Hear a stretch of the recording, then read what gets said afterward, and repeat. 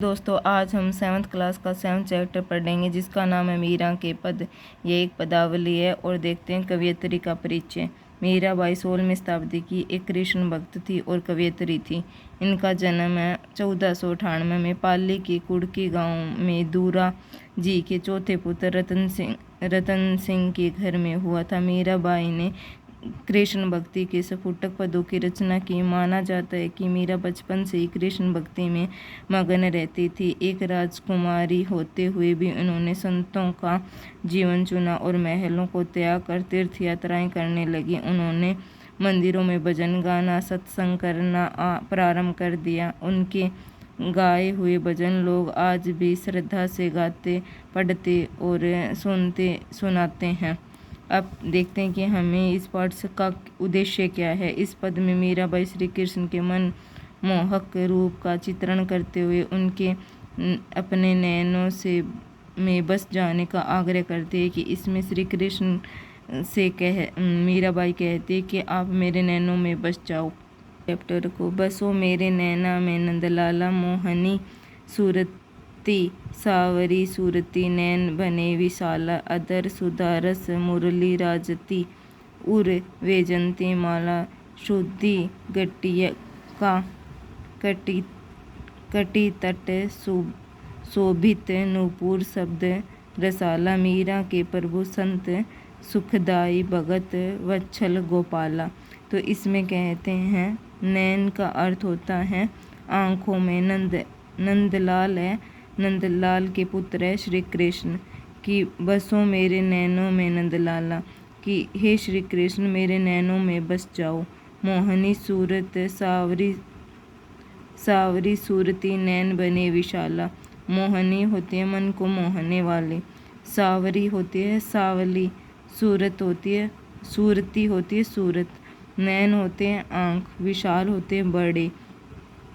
हे श्री कृष्ण मेरे मन को मोहने वाले, मेरे आँखों सांवली सूरत से मेरी आँखों में बस जाओ।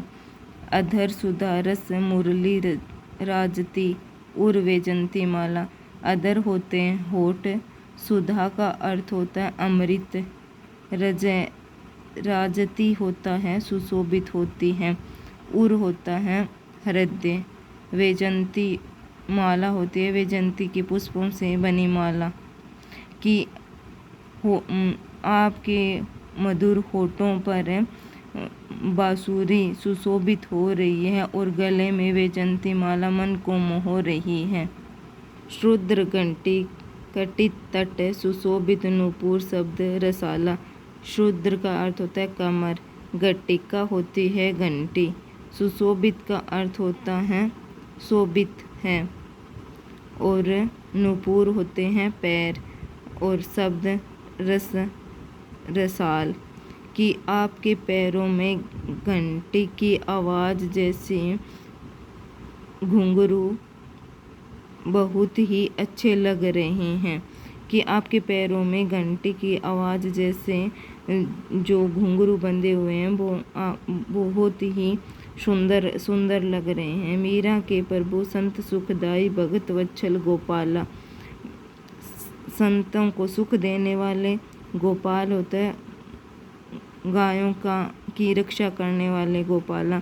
कि मीरा के प्रभु संत सुखदाई, कि मीरा के प्रभु हो आप और संतों को सुख देने वाले, भक्त वत्सल गोपाला, भक्तों की रक्षा करने वाले गोपाला श्री कृष्ण।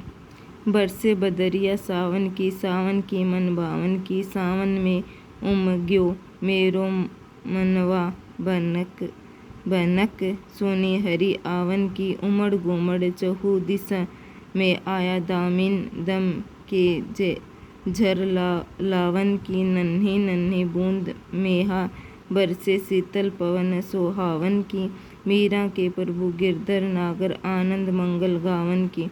कि बरसे बदरिया सावन की मन बावन की, बरसे होता है बारिश, बदरिया होती है बादल, सावन होता है महीना। हिंदी में एक महीने को सावन बोलते हैं जिसमें सबसे ज़्यादा बारिश होती है। कि सावन के बादल बरस रहे हैं जो मन को मोह रहे हैं। सावन में उमर्यो मेरो मनवा भवन, बनक सोने हरि आवन की। बनक होते हैं किसी के आने की खबर मिलना, और उमग्यो का अर्थ होता है खुश होना, कि मेरा मन इतना खुश हो गया है जब से उसने खबर सुनी है कृष्ण के आने की। उमड़्यो घुमड़्यो चहु दिशा में आया, दामिन दम के जर लावन की। कि उमड़ घुमड़ के चारों दिशाओं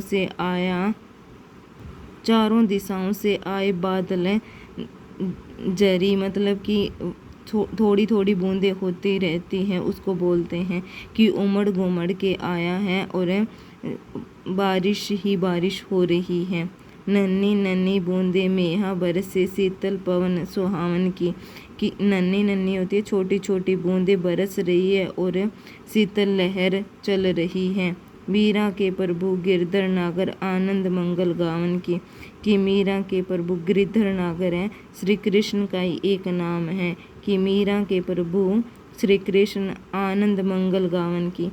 कि आनंद मंगल, आनंद होता है आनंदित होना, मंगल का अर्थ होता है शुभ। कि प्रभु के मीरा के प्रभु श्री कृष्ण आनंद शुभ गावन की। गावन का अर्थ होता है गाने की। कि मीरा के प्रभु श्री कृष्ण के आने की खबर सुनकर खुश हो गई हैं। तो आज हमने 7th चैप्टर कंप्लीट कर लिया। कल हम इसके क्वेश्चन आंसर करेंगे। आपको वीडियो अच्छी लगी हो तो वीडियो को लाइक करें और चैनल को सब्सक्राइब करें। Thank you.